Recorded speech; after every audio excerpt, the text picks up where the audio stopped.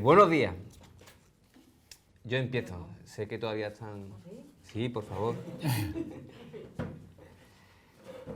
Sé que todavía estamos con algún ajuste, pero ya está todo casi montado. Buenos días, domingo 2 de octubre, contubernio 13, que por jugar pusimos 14-1 porque lo de usar los mismos caminos que se usan normalmente es aburrido, entonces en vez de 12+1, 14-1. Tenemos una caja de contubernio que repartimos hace 2 semanas, que estará en vuestras casas, esperamos, que algunas sabemos que todavía está en camino porque siempre hay alguna rotura, pero en este caso ha habido muy poquitas. Y lo que hacemos 2 semanas normalmente después de repartir la caja de contubernio es sentarnos y diseccionarla, abrir la botella, intentar entender por qué entraron en esa selección de contubernio, catar los vinos. Algunos de vosotros seguiréis la cata abriendo botellas a la vez y en otros casos la reservaréis para el cuñado, que es una actitud siempre positiva. Alguna hay que guardar para el cuñado. y que cada uno elija como quiera hacerlo. Desde luego nosotros sí que vamos a abrir las 6 botellas, pero también es verdad que en nuestro caso está perfectamente justificado porque después de esta podemos abrir otra que siempre algo nos queda, ¿no? Entonces, son 6 botellas. Hablaba antes con Leonor, que trabaja aquí en la tienda y es la responsable de que la caja llegue a vuestras casas, que me parece... ¿Perdón? Que no sé si eso es bueno o es malo. Es bueno. Hablaba con ella que es una caja que me parece especialmente equilibrada incluso dentro de que hemos vuelto a la simplicidad de las 6 botellas, en la anterior hicimos 12 medias, en esta hay mucha diversión porque los vinos son en algunos casos muy sorprendentes, muy diferentes a lo que uno puede esperar en una caja de vinos del Marco de Jerez, ¿no? Y eso es porque hay mucha creatividad en el marco, al fin y al cabo. Es una cosa que no dejo de repetir constantemente, pero cuando alguien habla del Marco de Jerez o de los vinos tradicionales andaluces, Montilla, Málaga, a veces tiende a simplificar y esa simplificación es un error, porque lo que sucede ahora mismo en el Marco de Jerez es que hay diversidad, hay creatividad, hay innovación y todo ello respetando la tradición en la mayoría de los casos y construyendo sobre la tradición nuevas propuestas. Eso creo que está también un poco representado en la caja que hemos repartido últimamente y lo veremos vino a vino, me parece, que lo mejor es meternos a ver qué significa cada una de las propuestas de esa caja y hablando de ellas entender un poco eso, la intención que teníamos con ese contubernio número 13. ¿Estáis de acuerdo? A mí me acompañan 8 amigos. Yo siempre, a veces me lo decía a posteriori, oye, ¿cómo se va eso? Ponedme un correo porque aquí nos reunimos los domingos, hoy somos 8, me da igual si fuéramos 12 o 14, porque siempre podemos adaptarnos. Al final, veis que cada vez nos cambiamos de sitio. Esta es la trastienda que está pegada al Guerrita. El Guerrita es la taberna clásica, hay una puerta ahí por la que se accede al Guerrita. Aquí por esta puerta se accede a la sala de cata y a la tienda. Y este es un salón intermedio que tenemos lleno de botellas de contubernio fundamentalmente, de diferentes ediciones que nos hemos ido guardando, en algunos casos porque vaciábamos la bota y eso significa que producimos lo que da la bota y lo que queda lo guardamos, en otras ocasiones también porque tenemos curiosidad o interés por ver cómo evoluciona el vino en botella y hacemos compras mayores y en otros casos pues por multitud de razones que han podido acontecer durante las 13 ediciones que llevamos, la verdad. Hay botellitas allí de Dimove de las que metimos en un contubernio del dulce de Dimove, que por ejemplo le tengo mucho cariño porque es la única vez que ha salido de aquella bodega. Entonces, al final estas botellas, aunque son miniaturas, para mí son importantes, ¿no? Son un registro de algo que sucedió una vez y en algún momento la bodega volverá a embotellar, pero todavía ese vino no es comercial. Cosas como estas también están por aquí repartidas en las estanterías. Y lo que veis también por ahí son los cuadritos, estos cuadros que no sé, eso se puede ver en la imagen. Coge uno, sí, eso es muy divertido. Eso es Laura Millán. No, no.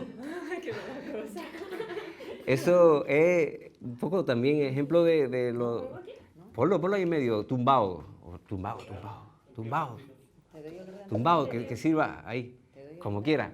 Eso es Laura Millán. Laura Millán es la persona que diseñó el cartel del festival este que hacemos, Innoble, cada cierto tiempo con Raico. Y esa fue la portada B que ha servido para la portada de la revista de Innoble. Y hay unos cuantos cuadros aquí porque durante todo el verano los catadores que han venido a compartir con nosotros los fines de semana se han llevado uno de regalo, es uno en 25. Han venido 20 catadores y lo que quedan son los restos más algunos que todavía tenemos que repartir. O sea que es un espacio muy pequeñito de barrio, estamos en el barrio bajo de San Lucas de Barrameda, un barrio popular, tradicionalmente de marineros y de agricultores, lo que es donde se fundó esta taberna hace más de 40 años, donde seguimos, y en este espacio intentamos que haya toda la actividad posible, ¿no? que se pueda, y es una actividad muy diversa también, desde las catas a cualquier otra cosa que se nos ocurra, como pues una exposición de cuadros o una sesión delirante con poesía como la que tuvimos el otro día, que algunos de los que están aquí asistió, creo. Quítalo si quieres, porque si no se te va a cansar, Baraz. Los vinos, nos metemos en harina con los vinos. Sí, yo los he abierto hace un momento todo. Cogemos primero la botella del blanco, efectivamente, y repartimos. Yo creo que, Leo, nos podemos pasar la botella libremente como somos 9. Somos 9. El primer vino, lo digo en el argumentario, sale de un pueblo que hasta ahora no había estado presente nunca en las elecciones de contubernio y que a mí me parecía importante meterlo lo antes posible. Y en Chipiona hay una bodega importante porque es muy antigua y porque es ahora mismo un poco la que mantiene la producción de vino desde lagar a la solución embotellada. Se llama César Florido y es heredera de una casa muy antigua del Marcos de Jerez que se llama Florido Hermano, heredera parcial. Florido Hermano se dividió en diferentes proyectos. Gaspar Florido era otra casa que salía también de aquella matriz. Y César Florido continúa trabajando en Chipiona, en 3 bodegas urbanas que están en el centro del pueblo, bonitas, antiguas, con moscateles, que Chipiona siempre es un pueblo muy identificado con los moscateles dulces. De hecho, cuento, y es cierto, que con mi padre de pequeñito siempre íbamos a César Florido a comprar moscateles para los tonelitos de aquí de la barra, de granel. Y porque ellos tienen una afinidad muy grande con los moscateles en Chipiona. Pero este vino es palomino, no es moscatel. Podíamos haber cogido algún moscatel también de la casa, de hecho no lo descarto porque son vinos cuando son viejos que me gustan mucho.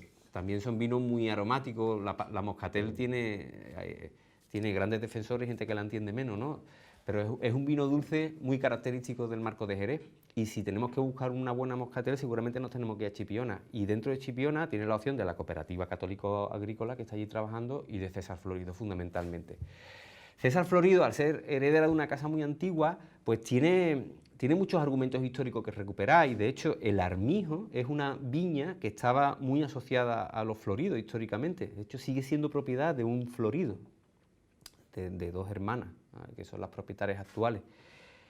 Estas señoras le venden la uva a César, él la trabaja en su lagar, un lagar que tiene en el centro de Chipiona, y la utiliza para hacer vinos base que después reparte en las soleras de César Florido, porque es una bodega que hace fino en Chipiona y hace todo tipo de elaboraciones, ¿no? Pero el vino que hemos traído a esta caja es un blanco. Podía haber sido cualquiera de los otros, probablemente. Hace un fino en rama, que es muy interesante, y hace creams viejos, que son súper divertidos, muy bonitos. Pero un día él me comentó que tenía unas añadas, y como las añadas de vino blanco son escasas en el Marcos de Jerez, porque sigue siendo un mundo en formación, a mí aquello me llamó la atención, él me las dio a catar, tenía diferentes añadas de diferentes procedencias, puestas en botas y con un hilo conductor, con un elemento común, y es que normalmente las tenía llenas, sin velo. Casi todo lo que se está haciendo con blancos fermentados en bota aquí en la zona se está haciendo con velo. El velo simplemente consiste en dejar vacío dentro de la bota y esperar a que aparezca. Si tú haces ese ejercicio de dejar aire dentro de la bota y esperas incluso a graduación natural, el velo te va a aparecer naturalmente. Y es una forma de criar los vinos blancos muy conectada con la tradición del Marcos de Jerez, porque nosotros trabajamos con velo en la gran mayoría de los vinos blancos que elaboramos, las manzanillas y los finos, ¿no? Es una conexión lógica cuando trabajas con vinos blancos. Hay muchos blancos en el Marcos de Jerez que están trabajando con velo como herramienta de crianza.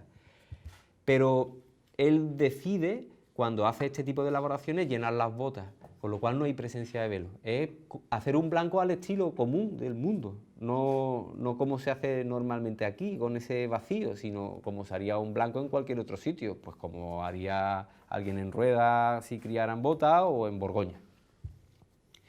Los catamos, había mucha diversidad y el que más nos enamoró fue Miraflores del 2020. Había 3 botas, seleccionamos 2 que nos gustaron más. Yo en aquel ejercicio estaba con Pedro Morales aquel día y con el propio César y con su hijo, que es el relevo generacional que va a tener esa bodega. Afortunadamente que te alegra, ¿no? A ver además que está el propietario, pero ya hay un reemplazo generacional. Esperemos que César viva muchos años, todos los que pueda, pero tiene un hijo, que eso también es importante. Y hablamos y se terminó embotellando en lo que tenéis ahora cada uno en vuestra casa, en formato de vino blanco embotellado casi sin filtrar. Antes lo hemos catado aquí un poco con José María y a mí me parece un vino muy atractivo. Él decía que no le encontraba ese hilo conductor que suelen tener la mayoría de elaboraciones de vino blanco que hay ahora mismo en la zona, es verdad, pero es probablemente por la ausencia de ese velo. Claro, lo que tenemos es una palomino criada en bota llena durante 2 años, embotellada con muy poca filtración, tal cual estaba en la bota, y de una selección de vasijas. Las botas que se utilizan para la crianza son botas viejas, no son botas nuevas, con lo cual no debe haber una madera ahí. Normalmente la madera en este tipo de elaboraciones sería perceptible, pero aquí César Florido, también es algo habitual en la zona, lo que utiliza son botas muy antiguas que ya no transfieren esa madera, ese carácter de madera al vino. No hay madera, no hay velo, hay carácter varietal y hay una asociación lógica de esa bodega con un pago histórico que está detrás de la casa desde siempre, que es Miraflores, donde está la viña del Armijo, y me parecía que era algo muy bonito para llevar a contubernio porque te ayudaba a entender la casa, lo que está pasando con los vinos blancos y un montón de cosas más. Y el vino es muy interesante. ¿Un poquito más? Sí, por favor. ¿Y el catering de la etiqueta? Es que, claro, el vino no tiene etiqueta. Me preguntan por el diseño de la etiqueta. No tiene, igual que sucede en otras ocasiones, cuando vamos a una bota nueva o a una elaboración nueva para contubernio, pues tenemos que inventarnos una etiqueta. Y yo siempre digo lo mismo, para 1100 botellas que se han hecho de este vino, trabajar con diseñadores y todo esto no lo haría muy viable y ni siquiera muy interesante porque también los plazos suelen ser muy cortos, ¿no? Tenemos que ser ágiles.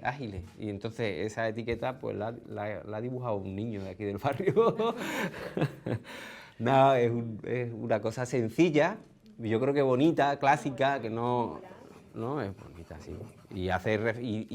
Y resalta sobre todo algo que es muy importante en el vino, que está muy conectado con los debates que hay ahora mismo en la región, y en el caso de los vinos blancos son debates donde queda demostrado cada vez más que la viña, el pago, sí que tiene una trascendencia clara, y es dar relevancia sobre todo al origen de la uva, ¿no? Al pago Miraflores, y después por ahí aparece César Florido. Es una etiqueta muy sencilla, pero suficiente para un vino que solo se haya llenado una vez, no se va a llenar nunca más, porque con estas botellas desaparece la añada de la casa. La tercera bota ya además no está en la criadera. Muy interesante. ¿Os gusta? ¿Él embotella? Él embotella muchas ¿Como cosas. blanco? No, pero no. Este tipo de blanco no. No. ¿Y para qué tiene entonces esa bota? A nivel experimental, él contaba, es una bodega que, bueno, es grandecita, no es muy pequeña, entonces algunas de esas elaboraciones contaba que después terminaban yendo a la criadera. Tiene un cliente en exportación, creo recordar alemán, que a veces se llevaba una bota para Alemania embotellada, y también un poco, él lo hace por entender, ¿no? Como estamos todos trabajando en la zona, intentando entender el potencial de los vinos blancos, cada uno hace esa interpretación de una manera, unos con velo, otros sin velo, otros con barrica nueva francesa y otros con barrica vieja. Cada uno está haciendo una interpretación de los vinos blancos. Esto es una forma más de interpretarlo, y es una pequeña bodega de Chipiona quien está haciendo ese ejercicio, y por eso hemos podido utilizarlo para contubernio así tal cual está compartido. Continuamos. El segundo... Este con langostino está rico. langostino mismo. Es una Por langostino petición. mismo. Es una petición. ¿Se escucha o voy diciendo lo que comentan los...? Ahora hay mucho santejo azul. José María. ¿Qué hago? No me he enterado. Lo digo, ¿no? Estaba pidiendo langostino. Digo que es muy temprano para los langostinos y además tú sabes que eso para el ácido úrico es terrible. José María es médico y siempre que uno tiene que decirle que no hay que poner un argumento de medicina a la contra. Si no, claro. Aunque sea chupa la cabeza. No se chupa la cabeza. Chupamos la de gamba. La abeja para... Avanzamos. Ahí el segundo vino a mí me hacía una ilusión increíble meterlo en la caja porque llevo trabajando con esas botas personalmente con Montserrat Molina desde hace 3 años y antes en otra elaboración, en el 14, también un montón de años en la bodega. Y forma parte de la comprensión de las crianzas novedosas desde otro punto de vista. Siempre se puede decir, pienso que esto es correcto, que uno puede innovar en la zona fuera de la DO y puede innovar en la zona dentro de la DO. Esto es innovación dentro de la DO, porque de hecho es una manzanilla formal, pero utiliza argumentos muy novedosos en la crianza. El vino anterior es una innovación fuera de la DO, de hecho no está amparado por la denominación de origen Jerez, para eso tendría que estar encabezado, debería haber tenido velo, y no hay ninguna de esas cosas, y sí que se puede elaborar el vino con la condición de que luego no haga mención de las denominaciones protegidas. En el otro caso, en el segundo, este que estamos catando ahora, es un vino que innova, que se hace preguntas, pero dentro de la denominación de origen. Y por eso tiene contraetiqueta del Consejo Regulador y es una manzanilla formalmente hablando. Ahora, ¿es una manzanilla también en el resultado? Vamos a verlo. Hay una botella que para mi gusto es divertidísima de catar y divertidísima a la hora de provocar un debate. Hay debates que son importantes en el marco de Jerez ahora mismo. Uno de los más importantes probablemente pasa por las añadas. Esto es una manzanilla de añada, no certificada. El vino ha estado 3 años en una bota y no se ha mezclado con otras añadas, y ni siquiera se ha mezclado con otras botas. Ha estado ahí criándose, intentando comprender cómo es ese tipo de crianza si tú no interfieres en la bota, si tú no mezclas, si tú no haces trasiegos con otras clases, si mantienes el vino dentro de esa bota. Como norma general, aprendizaje básico, yo creo que lógico, ¿no? El vino tiene una crianza biológica más leve que cuando trabaja con criadera y solera. Este vino está en la Arboledilla, que es un sitio fantástico, increíble, probablemente la bodega de crianza biológica más bonita que nos podemos echar la cara, ¿no? Y está a los 3 años y justo enfrente tiene una manzanilla de criaderas y soleras, clásica, pues probablemente en el torno de los 4, un poquito más. Pero la diferencia de transformación en la criadera y solera comparada con el vino de añada es enorme. En la criadera y solera la transformación hace que vaya desapareciendo el azúcar residual, los ácidos, que desaparezca la glicerina, el vino se va haciendo más delgado, más salino, más amargo, se hace muy ligero y es lo que conocemos todos como una manzanilla, es lo que tenemos metido en la cabeza como una manzanilla. En la crianza en añada el velo trabaja a un nivel inferior, más leve, menos preciso, menos intenso. Hay velo de manera más o menos constante, con un grosor menor, pero hay velo, aunque la transformación es menor, como os digo. Cuando catamos el vino 3 años después, tiene alma de blanco. ¿Lo tenéis todos en la copa o no? A ciegas nos iríamos sin duda a San Lucas. Habría gente que todavía no, incluso, ¿no? Hay cierto carácter de manzanilla, pero tanto como para que sea inequívoco, probablemente no. ¿Se debe embotellar como manzanilla? Es que no hay otra opción. Además, o sea, si pudiera este vino está encabezado, As del 19, tenía 13,5 grados en etiqueta. Para ponerlo en esa crianza se puso a 15 grados, porque la crianza a largo plazo necesita de 15 grados para que sea estable, sana, para que no haya desviaciones. A 15 grados ha estado 3 años. Si yo ahora lo quisiera botear como blanco no tendría posibilidad, porque al estar encabezado está dentro de un sistema de control de la denominación de origen. La opción es hacerlo como manzanilla. ¿Está tan alejado de las manzanillas como para que no pueda utilizar ese término? A mí me parece que no, para nada. O sea, es palomino de suelos de Albariza, criado en la Arboledilla, en Sanlúcar de Barrameda, 3 años, ¿eh? Tiene una carga de velo menor. Bueno, Y que puede ser. ¿El vino es bonito y es bueno? Esa es la pregunta importante aquí. O sea, yo estoy harto de darlo a catar. Os diría que cientos de veces. De hecho, la bota número 2 la he venenciado tanto que cuando la sacamos para llenar estaba, estaba baja. El vino lo doy a catar constantemente y lo que tú recibes siempre es una sensación de esto me gusta, ¿no? Es una respuesta de qué bonito, qué divertido, qué interesante, qué acidez, te dicen a veces, ¿cierto? En las manzanillas esa acidez más bien será salinidad, aquí puede que haya algo de acidez. ¿El vino es bueno, tiene que llamarse manzanilla, que se llame manzanilla, porque desde luego el problema del marco de Jerez no pasa porque esta manzanilla se llame manzanilla, tendrá otros problemas, pero no es que un buen vino utilice un término clásico para este tipo de elaboraciones que son realmente novedosas. Lo que pasa aquí es que la normativa de la ADO se hace pensando en otro tipo de elaboraciones y la innovación probablemente en algún momento de aquí al futuro haga que cambien las normas para dar entrada a esto de otra manera. Ahora mismo, cuando tú trabajas con añadas, esto es muy interesante. Cuando trabajas con añadas biológicas, vienen y te lacran las botas, ya lo he explicado además otras veces, te las lacran. La primera no pone 19 en ningún lado porque no las lacramos, queríamos ver el contenido de manera habitual porque estábamos experimentando con esas botas, estábamos comprendiendo. 20 y 21, que también están en la bodega, ya están lacradas, ¿no? Pero ¿es lógico el sistema de lacrado de botas cuando trabajamos en añadas? No parece muy lógico. Ahora, ¿hay que comprenderlo? Pues sí, hay que comprenderlo, porque las normas y los cambios normativos tienen sus tiempos, no es una cosa inmediata, ¿no? Primero tiene que haber un cambio, a lo mejor más generalizado en el sector, tiene que haber una evolución mayor, una claridad de ideas mayor para que eso se termine traduciendo en un cambio normativo y que tú puedas trabajar en añadas sin que te lacren las botas, probablemente. Pero se están utilizando normativas antiguas que permiten esa innovación con ciertos condicionantes. Este es el ejemplo. Y es muy escaso y es muy bonito. Y en el marco de Jerez es muy bonito para comprender un debate, ¿no?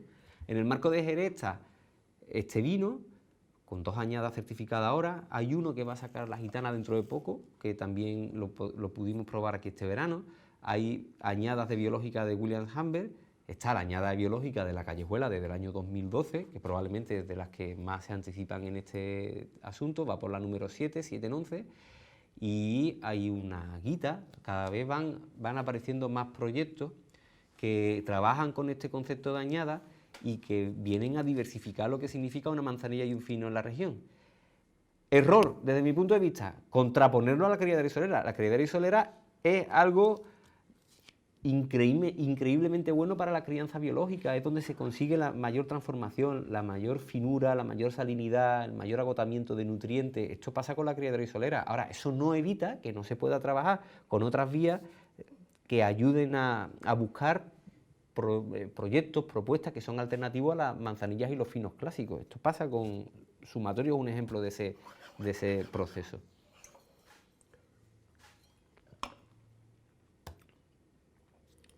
Hay más gordura en boca, hay más glicerina, es más redonda, puede haber un poquito de acidez.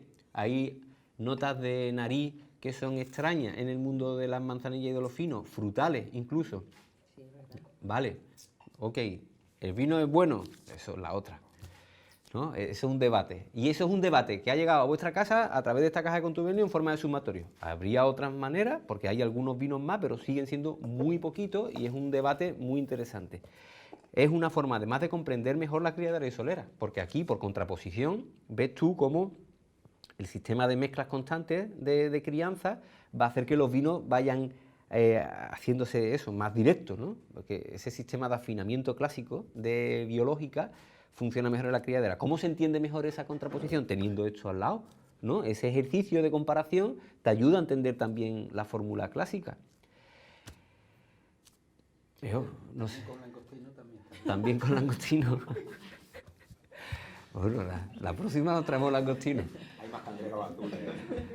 Vamos a pasar porque la parte final de esa explicación nos puede llevar a eso, a querer hacer una comparativa. Las comparativas son buenas para comprender, pero no son competiciones. A mí comparar no es competir, son cosas diferentes. Yo no creo que haya que hacer competir un tipo de elaboración con otra, porque son complementarios.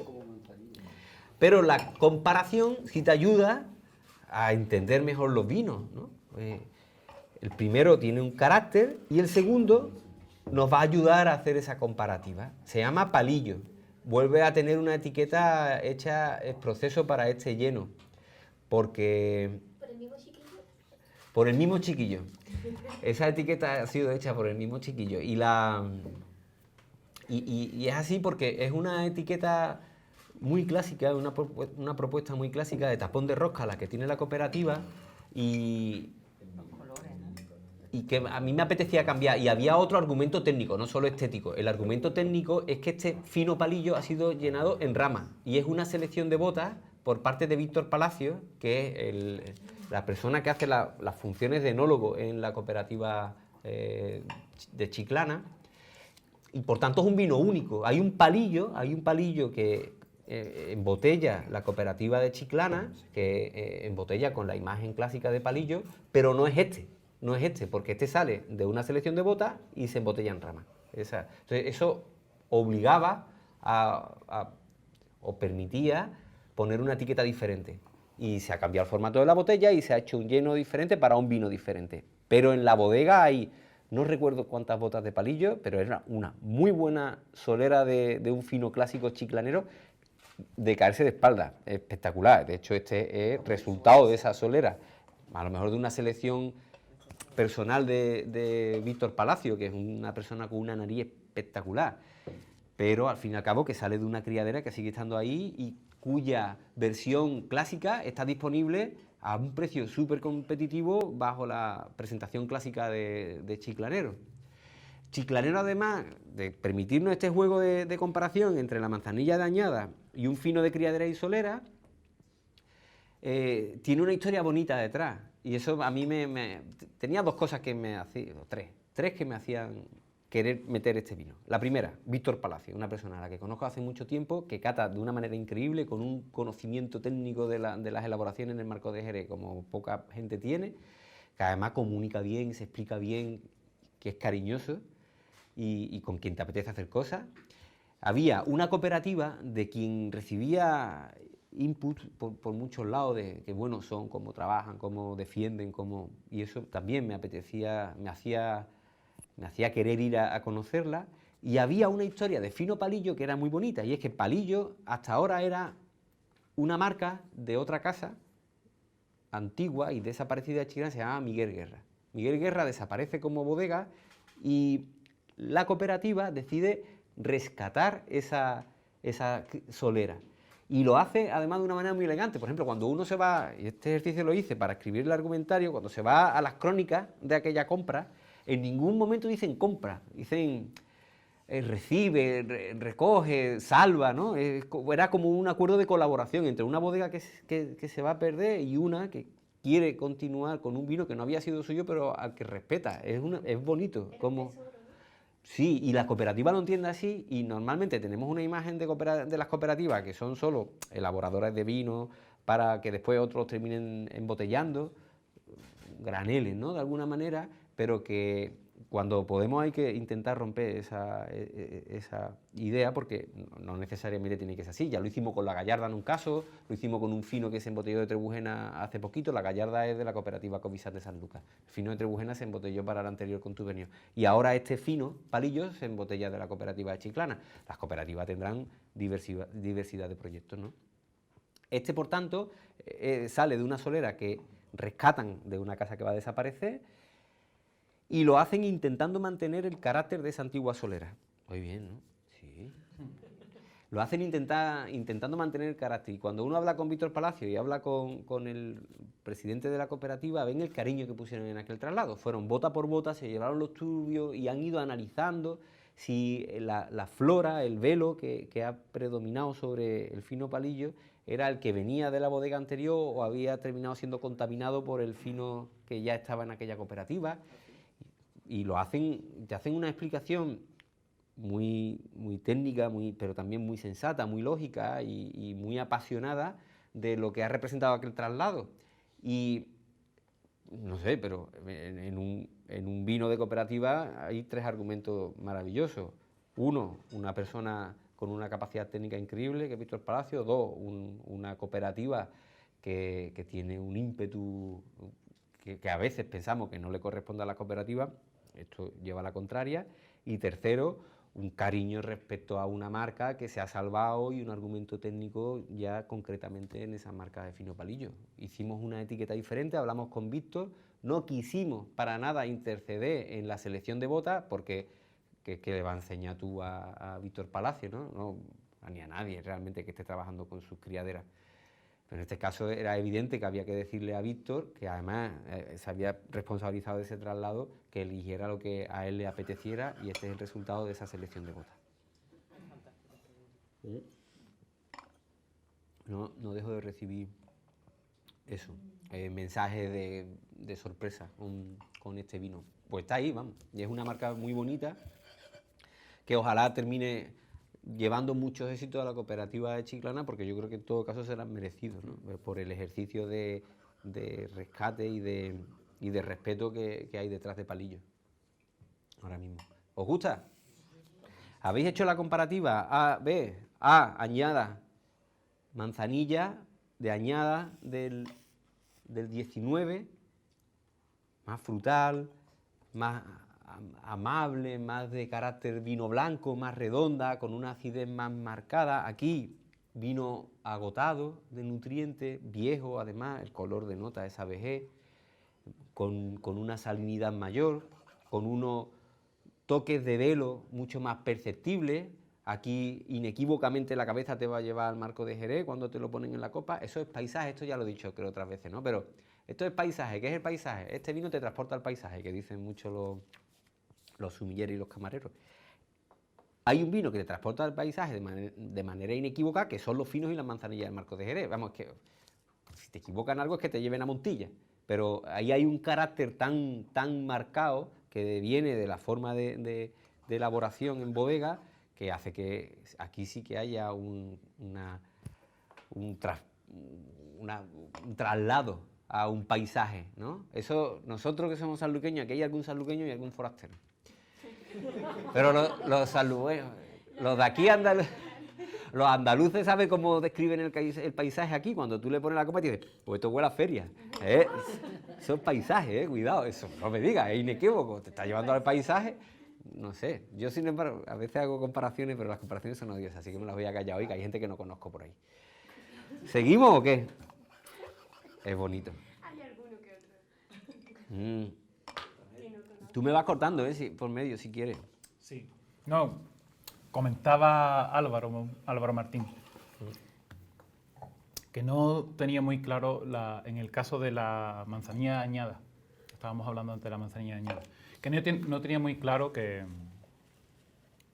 ese lacrao permita que la bota respire correctamente para que tenga una correcta crianza biológica. Entonces yo le estaba explicando pues que dentro de lo que cabe la bota respira igualmente, aunque no tenga un trasiego, aunque no tenga un movimiento de vino, la bota sigue respirando menos, y ahí creo yo que radica un poco la gracia de un vino de añada, ¿no?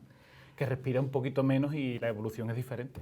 Lo que pasa también es que las botas se lacran, pero utilizan los mismos tapones que utiliza la bota normalmente. O sea, el tapón es una corcha, que por ahí hay un intercambio de oxígeno mayor que si se cerraran en firme con un tapón de silicona, probablemente, ¿no?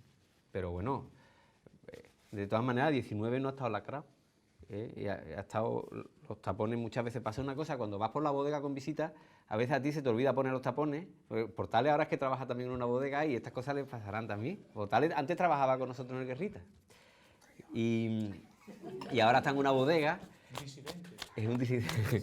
Y entonces tú vas por la bodega, vas enseñando la bodega a alguien y a veces abres una bota y la dejas abierta. Y los que son de fuera siempre se te ha olvidado cerrar la bota. Sí, sí. Aquí no es grave porque sabemos que el velo necesita de esa corriente interior de aire, ¿no? De hecho, se habla también de la diferencia que hay dentro de una bota cuando tiene dos orificios, uno arriba y otro delante, o solo tiene uno. Hay muchas cosas que están a lo mejor por entender al 100%, intuiciones muchas veces, teorías de capataces y de enólogos que están por ver, y soluciones que a veces son lógicas también. Pero desde luego sí es verdad que cuando trabajamos con velo, las botas no se cierran firme, pero cuando se lacran tampoco, porque se sigue utilizando una corcha convencional, no es que se cierren con un tapón de silicona de manera más hermética. Dejamos las biológicas y nos metemos en la oxidativa. A mí el sumatorio además es que tiene una cosa, es que van apareciendo capas de aromas. O sea, desde que lo hemos servido hasta ahora van apareciendo aromas diferentes a cada cambio de temperatura probablemente, o mientras el vino se va abriendo. Ahora más frutal que cuando se sirvió. Bueno, esos son, claro, porque ya es cuestión de gustos personales, pero también es una de las cosas que justifica el estudio de las añadas. ¿Por qué? Porque a mí me puede parecer que la mejor biológica del universo es la que tiene 7 años y que se haga con criaderas y soleras porque me gusta la salinidad y me gusta el amargor. Y que cuando voy a tomar vino a cualquier taberna sanluqueña me pongan eso, porque es con lo que disfruto, con lo que me he criado además, igual que Chiqui, que es sanluqueña como yo. Entonces, nosotros nos hemos criado con eso. Nos gusta la biológica intensa. Pero ¿por qué le tiene que gustar a todo el mundo de inicio? Entonces, puede que haya gente, no es tu caso, que yo sé que también conoces la biológica en profundidad, pero en ocasiones te puede interesar a ti personalmente o a ti como profesional a la hora de dar a probar las biológicas a otra gente que quieres iniciar en este mundo, te puede interesar trabajar con un vino como sumatorio, que es más redondo de alguna manera. ¿Por qué no? Esa diversidad abre puertas a los vinos tradicionales del Marcos de Jerez, abre puertas a los finos y a las manzanillas, que son los vinos más especiales que hacemos la DO, que hacemos para el mundo, que nos dan más personalidad, que nos da un discurso más específico, y este tipo de elaboraciones, sin renunciar a ese discurso de crianza biológica, lo que hace es complementarlo, lo hace más diverso y lo hace más accesible, más rico. Entonces, ¿por qué se va a mirar con malos ojos? Es erróneo.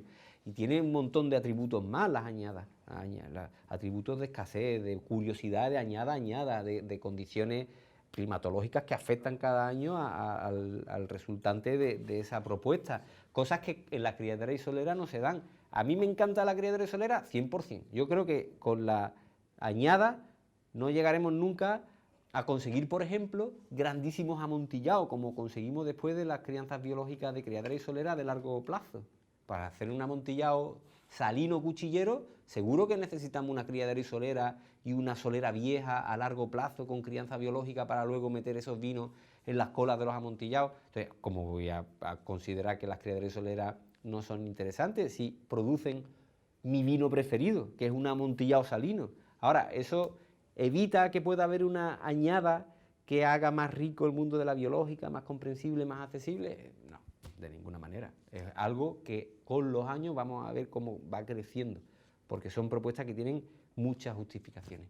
El cuarto vino ya es una oxidativa, es el primero de oxidativa de la caja, y como muchas veces se manda palo cortado, en esta ocasión tuve ocasión de meter 2 y se metieron. Y uno es Poley de Toro Albalá, que es el que tenéis en la copa, y el otro es un palo cortado sanluqueño. Vamos a explicar primero Poley, porque viene de una casa montillana. Por aquí han pasado Alvear, ha pasado Pérez Barquero, ha pasado Gracia, que forma parte del grupo, ha pasado Pérez Barquero y Gracia, las dos. Ha pasado Miguel Castro Maillo y ha pasado Fátima Ceballos. Han pasado todos estos, son por lo menos 4 o 5 proyectos montillanos que ya han aparecido en contubernio. Hay otra gran casa en Montilla que es Toro Albalá, histórica, muy antigua, con unas reservas de vino antiguo espectaculares y con un carácter de casa súper marcado, súper personal, ¿no? Hay mucha personalidad en Toro Albalá y en las propuestas y en lo que hacen con dulce, en lo que hacen con añadas, y es una casa que hay que conocer. Hubo un vinoble, en ese vinoble había un espacio grande dedicado a Montilla, y ahí catamos cosas y me quedó en la memoria que tenía que hacer este ejercicio, ¿no? Hablar con los responsables de Toro Albalá para ver qué metíamos en contubernio. Y en esta mesa estuve sentado con Sorgato, que es uno de sus responsables, y otra persona de la bodega, y estuvimos hablando, y estuvimos catando, y estuvimos bebiendo. Y aquel día decidimos que lo que íbamos a meter en la caja fue este palo cortado, que me parecía un vino súper bonito, muy bonito.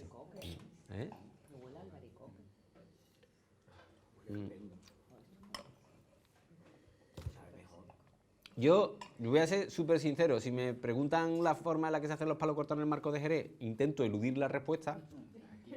Sí, en Montilla ya es que voy a evitarlo 100%. Es más, me lo apunto para la próxima vez.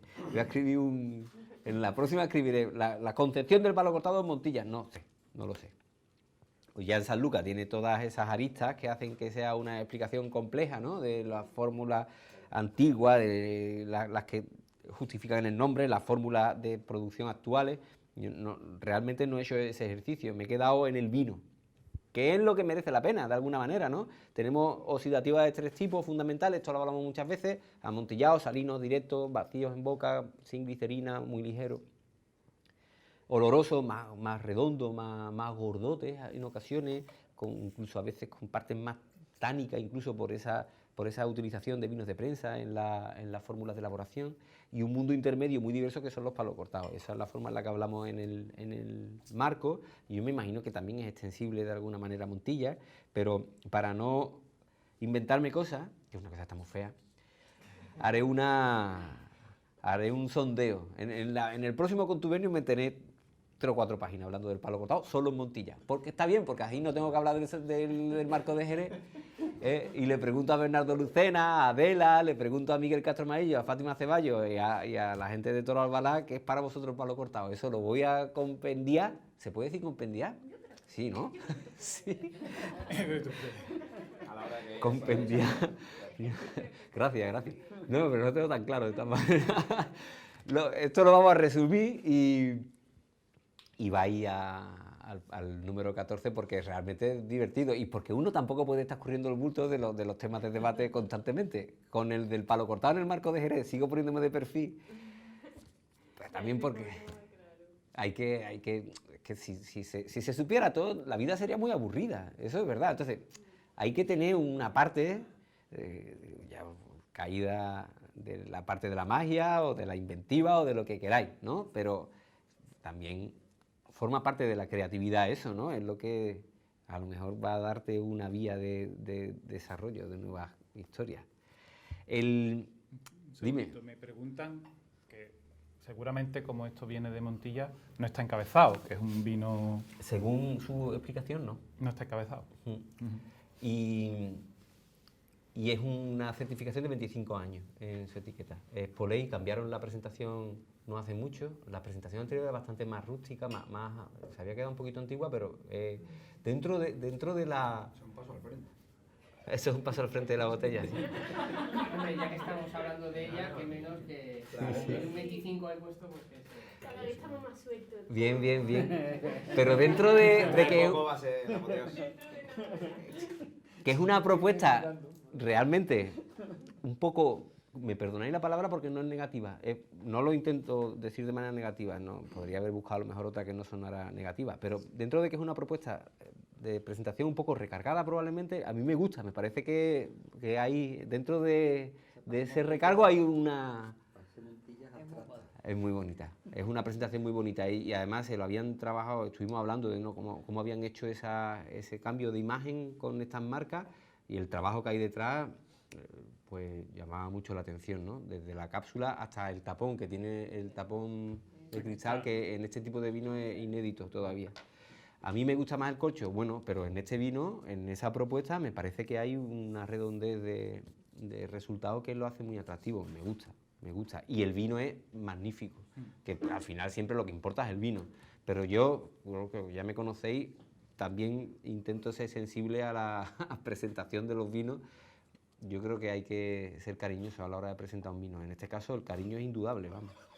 Preguntan también si tenemos constancia de qué diferencia puede haber de este y el mismo vino de la bodega que está embotellado como Marqués de Poley.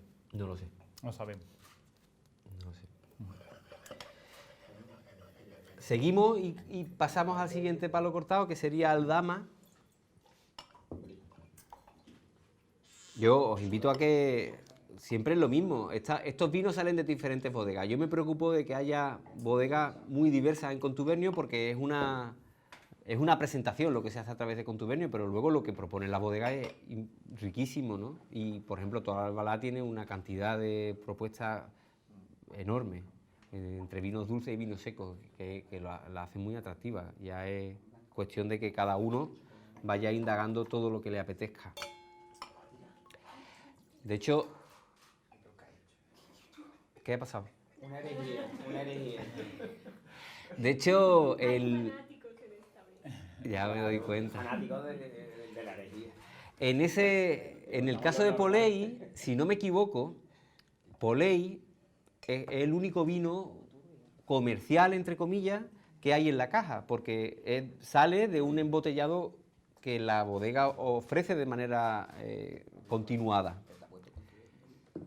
Sí, porque es una selección específica para contubernio, pero es un vino de la bodega que puedes comprar dentro de 6 meses y va a seguir siendo exactamente el mismo, realmente. Los otros no. Sumatorio, al final, hemos cogido una parte del total de la producción, pero lo que se han producido de sumatorio son 2.500 botellas en una saca única. Una parte ha ido a contubernio y otra estará por ahí repartida en distribuidores y en tiendas online. Pero los otros 4 son específicos de contubernio, porque las bodegas son muy amables, nos abren las puertas, nos permiten tener con ellos un diálogo personal y llevaros a vosotros a vuestra casa cosas que no son accesibles normalmente en el mercado. Eso pasó con el primer vino blanco, pasa con la selección especial de Palillo y pasa con este tercer vino que sale de la bodega de Juste. Juste tiene una marca que Aldama es una marca que se conoce mucho por el amontillado, pero tienen también una solera de palo cortado que vendría a justificarse, en palabras del responsable de Juste en aquel momento, en ese contexto moderno de vino de vino nuevo, de palo cortado nuevo, no de palo cortado de marca histórica, con un carácter sostenido, simplemente con una condición mantenida en el tiempo por la búsqueda dentro de la bodega de otras botas, que es lo que suele pasar con las marcas antiguas, sino que el palo cortado Aldama es un vino buscado, hecho, en el que se han utilizado vinos de diferentes procedencias, es una solera nueva, pero hecha con vinos muy viejos. Cuando cata las 8 botas que hay de palo cortado de Juste, la importancia de la vejez de esas botas está muy por encima del origen, histórico o no, de ese palo cortado para mí, ¿no? Al final volvemos a lo mismo, hay que mirar el vino, ¿no? Además del argumentario, el argumentario a veces es muy bonito y ayuda a comprender al vino, pasa en Palillos aquí, ¿no? Por ejemplo, un ejemplo claro de cómo una historia detrás termina ayudando al vino a ser interesante.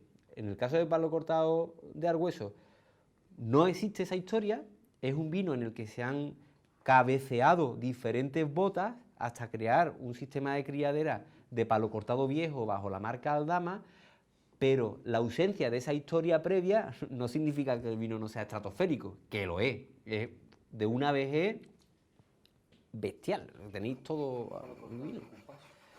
Bueno, pero es coherente con la forma en la que se explican los palos cortados, ¿no? Está en el argumentario, hay diferentes formas de llegar a los palos cortados. Está la versión clásica, hay diferentes ideas que se defienden por elaboradores muy diversas entre sí, y hay una fórmula moderna que creo que tiene un peso mayor del que podemos imaginar, en el que el resultado del palo cortado se consigue mediante el cabeceo de diferentes vinos, ¿no? Pero al final lo que tiene que haber es una propuesta organoléctrica que encaje en esa definición del palo cortado, de ese vino intermedio entre amontillados y olorosos, de ese vino que está entre dos mundos, y aquí eso sucede, y además con una carga de vejez bestial, espectacular. Había 8 botas, de las 8 seleccionamos, si no recuerdo mal, 4, las otras 4 estaban cercanas, pero nos parecieron mucho mejores, esas 4 que terminamos escogiendo. Se hizo la saca exacta para estas botellas que tenéis en vuestra casa. Es algo parecido a lo que se hizo con el 1822, cuando hicimos el lleno. El 1822 también era... bueno, nosotros cogimos 4 más 3 puntas que había y dejamos 4 por coger en el caso de 1822. Pero lo mismo, de una solera vieja, catar todas las botas, uno puede pensar a priori que como son vinos que vienen de un cabeceo, las botas van a ser homogéneas, y eso no es así, porque luego la madera también termina intercediendo en el resultado final de ese ensamblaje, y a poco tiempo que haya pasado ese vino en la solera va a ir cogiendo diferentes caracteres. Y nosotros de esas 8 botas, aquí vimos 4 muy claras que son las que están en este lleno. ¿Dónde están esas botas? En la bodega Yuste en la carretera Chipiona, lo que antiguamente era la cooperativa de Miraflores, que dejó de ser cooperativa, fue comprada, creo que por Yuste. Vamos, es una bodega moderna Sí, yo la he visto. que está yendo hacia Chipiona y ahí hay muchas botas, algunas de manzanilla y algunas también de vino viejo. Y esto estaba en el frontal de la bodega, la parte alta, era un poco difícil de identificar las botas, estaban marcadas, luego fuimos catando en una mañana fría y terminamos calentito. No, pero fue divertido, fue muy bonito. Y ahí estaba en aquel momento un señor que se llama Gabriel Raya, que a veces ha salido mencionado y que casi ha sido lo último que ha hecho en Arbueso Yuste, en Yuste, porque justo después de esto ha salido y ahora está trabajando en otra bodega local. Pero lo hicimos con él cuando ya estaba en cambio y yo crucé un poco los dedos, a ver si ahora que no voy a tener tiempo después de reacción para contubernio, salió todo bien. Ellos dejamos las botas marcadas, se sacó el vino a tiempo, se adaptó la etiqueta y se hicieron estas botellas de vino viejo, espectacular, de palo cortado, chulo. Preguntan por la vejez media de este vino. Eso es muy difícil siempre de saber. Cuando ya nos hace un favor Poley poniendo 25, pero probablemente Poley es más viejo de 25, claro. Casi seguro. En estos casos, pero bueno, al menos tú dices 25 ya quita la necesidad de hacer justificaciones, en muchos casos, ¿no? Porque ya 25 años es mucho tiempo. En estos casos que no están certificados, dentro de las opciones que tiene el Consejo Regulador, en el Consejo Regulador se pueden certificar vinos con 12 años, con 15, VOS y BORS. Esas son las opciones que hay en el marco de Jerez. Pero hay muchos vinos que no se certifican no porque no den esos mínimos de edad, simplemente porque a la bodega no le interesa y en ocasión incluso porque a la bodega le parece que el BORS está muy por abajo de la edad media real de ese vino. Eso pasa en Barbadillo con las reliquias. Y tengo mi duda, por ejemplo, respecto a los BORS, por ejemplo, de Barbadillo, que son mucho más viejos de esos 30 años, pero la máxima certificación disponible son 30. Este vino, no. ¿Cómo lo podemos saber? Por cata. ¿Tú lo has probado? Sí. Contundente, largo, limpísimo. Puede ser muy viejo, es muy viejo. ¿Cuánto? Muy viejo. Muy bien. Como yo. Como nosotros. Por lo menos, ¿no? Sí, puede ir rondando. Es mucho más salino que el anterior, pero mucho más, o sea, se diferencia mucho más. Yo creo que hay... de oloroso y está de más o amontillado. menos, pero es mucho más... Sí. Hay mucha más... Yo creo que hay más vejez. Sí. La cata de los vinos viejos del Marco de Jerez es muy honesta. Ojo, es que ya ves el recuerdo, ¿no? Y Sí. sigue salivando y es verdad que tiene esa finura, ¿no? Que te va a recordar la boca un poco amontillada. La expresión que has usado antes de salino cuchillero. Cuchillero. No es mío. Amontillado como cuchillo. Sí. Ahí hay algún artículo que ya hace muchos años que menciona esa expresión. Pero es que es muy descriptiva. Es que lo he pensado al probar este un poco, no sé.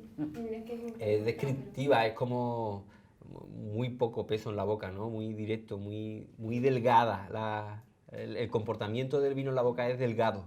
Y además aquí existe esa salinidad, pero la salinidad también que te hace salivar mucho, ¿no? Cuando te metes el vino en la boca, tú vas a estar salivando, pues eso, un rato. Yo todavía tengo recuerdo del vino y hace ya un buen rato que me lo tragué. Eso, en parte es por la concentración. La vejez va a hacer que se vaya evaporando agua, vas concentrando elementos y eso hace que tenga esta concentración tan fuerte que tiene el vino en la boca.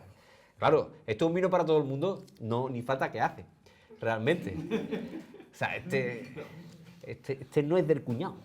Hay que guardarlo. Este es el que no hay que darle al cuñado. En esta caja está complicado aquí cuál le reservamos al cuñado, ¿no? Pues yo, sí que sé, a mí me ha pasado, con esto me ha pasado de todas las catas. Yo estaba en una cata de gente que no bebía mucho Jerez, ¿no? Y poner un vino de estas características, no voy a decir la marca de aquel, pero vamos, era un vino también muy heavy, muy concentrado, muy bestia, y ver la cara de algunos. Y yo poner la copa de medio, no os preocupéis, que yo me bebo lo que no queráis. O sea, y hacerlo. O sea, no era... No solo decirlo, sino de hacerlo. Claro. Mira, vamos a aprovechar, si no te importa, que estamos hablando de la salinidad. Antes me hicieron una pregunta en el chat acerca de que le habían instruido a una persona, a Silvia, una chica que está en el chat, de que la forma de diferenciar finos y manzanillas era por la salinidad. ¿Vale? Entonces, mi explicación ha sido que realmente la salinidad viene por la crianza, por la variedad de la uva, por el terreno. Pero según la explicación que le dieron, ¿cuál era más salino entonces? ¿El fino? La manzanilla. La manzanilla. La manzanilla. Porque lo relacionaba con la ubicación cercana al mar. Ya, eso que todavía hay algún elaborador que lo dice, Es que yo le he explicado eso. a lo mejor no es muy defendible, pero bueno, al final volvemos al territorio de la magia. Oye, es que uno va cambiando constantemente en la vida. Lo mismo, hace un año yo decía, eso de decir que la mar es lo que termina influyendo, la salinidad de los vinos de San Lucas es una barbaridad. Y hoy, que estoy en un día más sensiblero, Poético, pues digo, poético. ¿por qué no? Qué Pues si bonito. tú quieres decirlo. No, oye, yo qué sé. Es verdad que eso no está justificado con ningún estudio técnico. Exacto. Entonces, bueno, pues si quieres ser un poco más técnico, la lógica te hace pensar la transformación por el velo.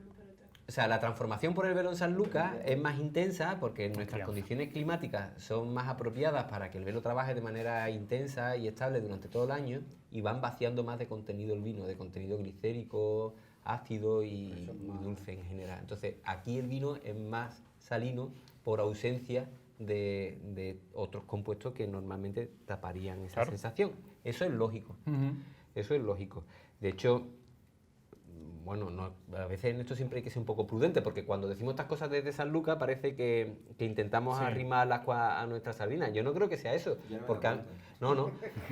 A mí los finos de Jerez me encantan y ese carácter de fino, a lo mejor un poco más recio, me encanta comparativamente con la manzanilla más delicada, pero esto no es hablar mal de uno y bien de otro, Claro. ¿no? Son caracteres diferenciados que tienen una justificación lógica. Y ahora leyendo el libro de Bestelli, que prologa Beltrán Domé, después de un capítulo dedicado a San Lucas, pues lo dice también Beltrán Domé, que ha sido presidente del Consejo Regulador y que sabe de vino lo mayor, ¿no? Sí. O sea, que a veces cuando uno desde San Lucas dice esto, tiene que recordar que no es una teoría exclusivamente sanluqueña, que es que esto es algo que se dice en general. En San Lucas las crianzas son más intensas, más estables, eso provoca que los vinos estén más afinados, sean más delgados y ofrezcan también a la larga amontillados más salinos por más ausencia cuchillero. de los otros compuestos que aquí desaparecen durante la crianza biológica y que en Jerez también desaparecen pero en menor medida. ¿Eso significa que no puede haber un fino salino y cuchillero? Evidentemente no, los habrá, los hay, pero hablamos de contextos generales. ¿Eh? Exacto. ¿Os gustó el palo cortado Está muy bueno. al dama? Tiene una boca brutal. Si a alguien no le gusta, yo tengo aquí... No. Nah, estos son todos unos viciosos. Bien, hostia, se me ha ido al final el tiempo. Sí. Vamos. Y el último, pues es una rareza porque vinos dulces, más bien semidulces, mediums o creams en el marco de Jerez, muy viejos, ensamblados previamente, no ensamblados antes del lleno, son escasos. Muchas bodegas pueden hacer esos ensamblajes antes del llenado, es una tradición. Y hay algunas casas que tienen excepciones a esto. Consiste en tener vinos ya cabeceados, dulce seco, normalmente olorosos, dulce, normalmente Pedro Jiménez. Ese cabeceo, que significa mezcla, se hace en la bota y se deja la bota descansar, o bien en estática o en un sistema de criadera y solera, mucho tiempo. Esto hay algunas excepciones, pero son escasas en la zona. Normalmente este tipo de cabeceos se hacen antes de la venta y los periodos de ensamblaje son cortos porque se entienden por muchas casas que no son necesarios. Pero cuando el vino ha descansado mucho tiempo ensamblado, se dan situaciones como esta. Y es que hay una compensación entre el dulce, el seco, la salinidad, la concentración que aparece por la evaporación, que hacen que el vino sea muy bonito. También es muy raro de ver. Entonces, aquí había, excepciones a esto, ¿cuáles son? Hay mediums viejísimos en fundador, vinos con unas críticas cada vez mejores y muy difíciles de encontrar, cada vez más. El palo cortado Bors Medium, Sí. un vino increíble, precioso.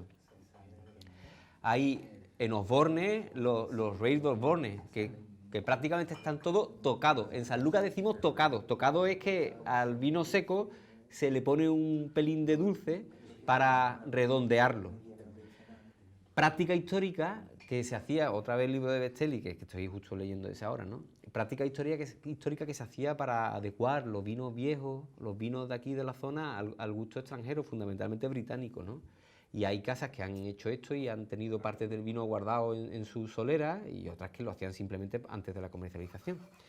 Hay más ejemplos, evidentemente, González, ¿no? Pero no abundan, no todas las casas tienen mediums o creams viejos añejándose. De hecho, no es nada normal. Y esto es una rareza que apareció un día por ahí, un corredor, y pues eso, ¿pues qué haces tú? Pues cogerlo para contubernio. Sí, ese perfil te aparecen esos tonos, incluso un poquito azufrados, que tienen cuando son muy viejos, que son bonitos porque sabes que corresponden a este tipo de vino. Nos recuerda un dulce natural que probamos. ¿Te acuerdas que vino una carta? ¿Te recuerda a la añada 92 de Lustau? No, yo no fui A tú. una botella de Uno de cerámica. Cataluña. Ah, que un- metía ah, la un botella, rancio. Y le dijo que no las ponía aquí. No, me las pone allí. Eso es Cubé. Cubé representaba, no sé si representando a aquel elaborador, de cual no recuerdo el nombre, Que que era muy mayor y que decía, no pongas sí. cosas aquí por la Ese allá. rollo dulce, sí. Una historia. Sí, bueno, ahí también a mí, por paralelismo, yo pensaba que ibais por ahí, pero recientemente hemos catado alguna aquí de 92 de Lustau, que son 30 años de bota en estática. Las estáticas también favorecen la evolución más rápida del vino. ¿Eh? Esa, coges una... Si estáis atrás y lo habéis catado 20 veces conmigo. Pero eso era hilar muy fino. Esto tiene un comportamiento... Claro, pero está también es lo mismo, es un vino dulce, muchos años en una bota, lleva 30 años. Esto, no sé, otra vez, edad indeterminada. Por cata, muy viejo.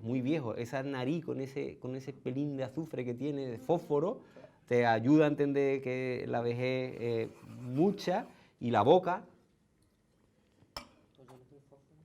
donde hay dulce, un dulce que está luchando con la sal, con la concentración, porque es lo que hay, hay dulzor, pero no solo hay dulzor, está también la parte salina, la parte concentrada, que es justo lo que hace que el vino sea bonito, porque hay un equilibrio, ¿no? Para mí es aceptable por eso. Porque no te gustan los dulces normalmente. Claro, porque no me gustan los dulces. Cuando son muy viejos de este estilo, tampoco es un vino dulce 100%, es un cream, no. es una mezcla Sí, sí. de dulce y seco. Pero la vejez le ha dado un equilibrio especial.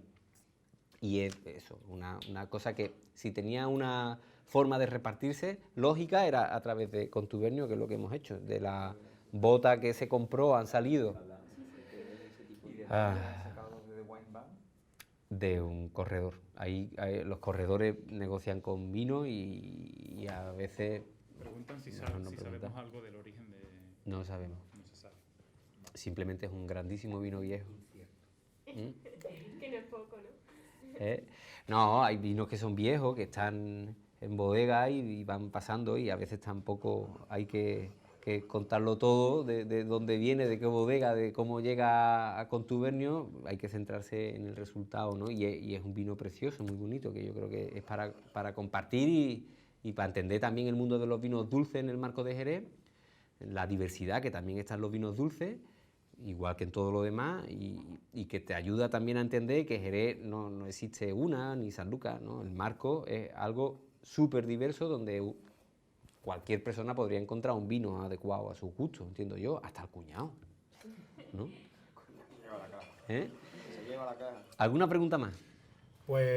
Pues una sugerencia de que hagamos algo con fino del puerto, Falta fino del puerto, no ha habido nunca ninguno, Mm. claro. que hagamos algo con fino del puerto. También al principio también me preguntaron, que lo dejé pasar para dejarlo ahora para el final, de si sabíamos la vejez media aproximada del fino palillo. Sí. Hablo de memoria, pero Creo que ellos hablan de un entorno de 9-10 años. Ujú. ¿eh? Y a colación de lo que estamos hablando ahora, preguntan si tal vez el San Rafael de Barbadillo puede catalogarse algo parecido a lo que estamos Es catando un ahora. medium, es un medium.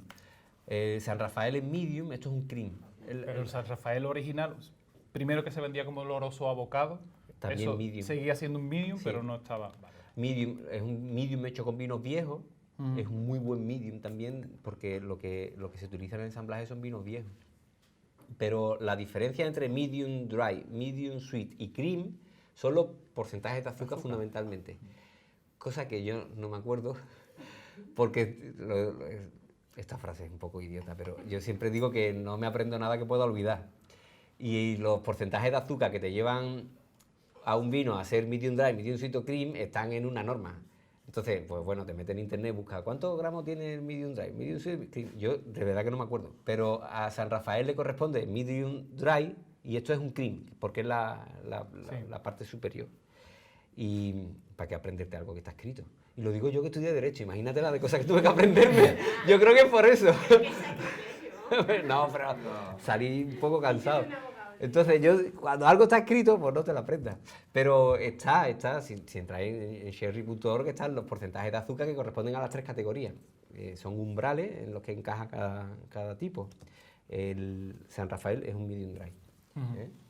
Sí, pero sin embargo la etiqueta antigua, no ahora, Amoroso. venía como amoroso o oloroso abocado. Pero eso son terminologías que la DO terminó quitando en una simplificación que hizo de etiqueta. Pero eran vinos de cabeceo. Sí, Vale. pero amoroso y otra serie de nombres desaparecieron en aquella revisión de la normativa.